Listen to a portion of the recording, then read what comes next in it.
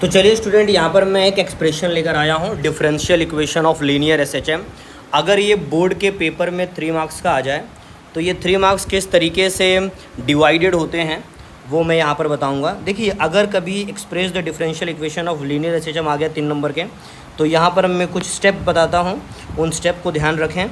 सबसे पहली बात तो यहाँ पर ये है कि आप इसका डायग्राम बनाना ना भूलें, क्योंकि डायग्राम कैरी करता है हाफ मार्क्स।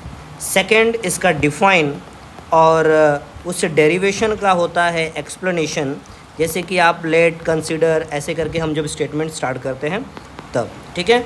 उसके बाद जो रिमेनिंग 2 मार्क्स होते हैं वो डिवाइडेड होते हैं डेरिवेशंस में। तो चलिए मैं आपको डेरिवेशन से कुछ स्टेप्स भी बता देता हूँ जिसमें मार्क्स डिस्ट्रीब्यूटेड रहेंगे।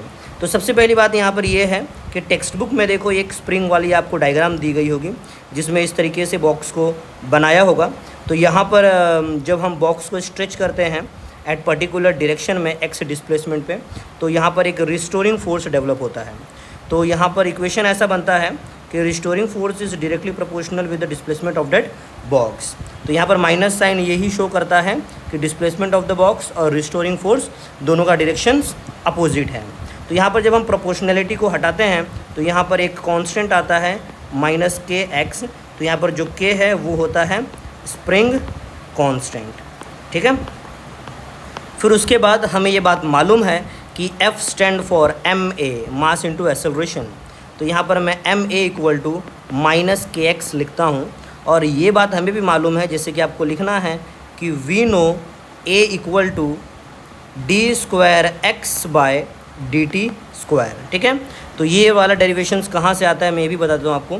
जैसे कि एक्सेलरेशन = वेलोसिटी अपॉन टाइम होता है, ठीक है। और हमें ये बात मालूम है कि जो वेलोसिटी होता है वो dx/dt होता है। तो वहीं से a = d इंटू dx में हो जाएगा d²x और dt इंटू हो जाएगा dt², ठीक है।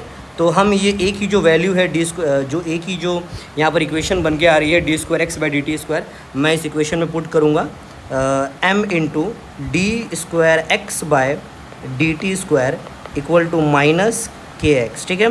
तो m को मैं राइट हैंड साइड में भेज दूंगा, d²x/dt² = -k/mx हो जाएगा।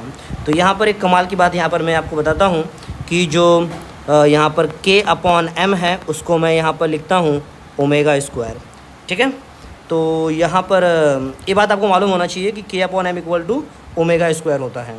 तो यहाँ पर जो इक्वेशन बन के रेडी होता है d²x/dt² = -ω²x।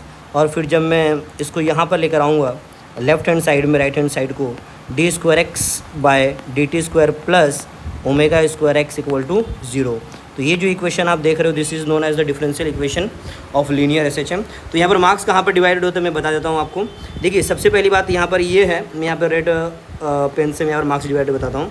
यहाँ पर आपके आधे मार्क्स होते हैं, और जब आप f = ma के जगह पर जब आप k = -kx के जगह पर ये वाले इक्वेशन को जब आप पुट करते हो तो यहाँ पर आधे नंबर होते हैं, और यहाँ पर आपका हाफ डायग्राम में हाफ, डिफाइन और एक्सप्लेनेशन में हाफ, और यहाँ पर हाफ मिलकर 2 नंबर हो जाते हैं।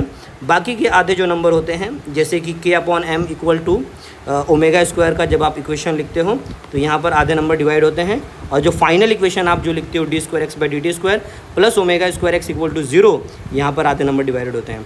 तो इतने सारे स्टेप्स अगर रहेंगे आपके मतलब आंसर शीट में फॉर दिस क्वेश्चन, तो ही आपको जाकर 3 मार्क्स आपको मिलते हैं, ठीक है।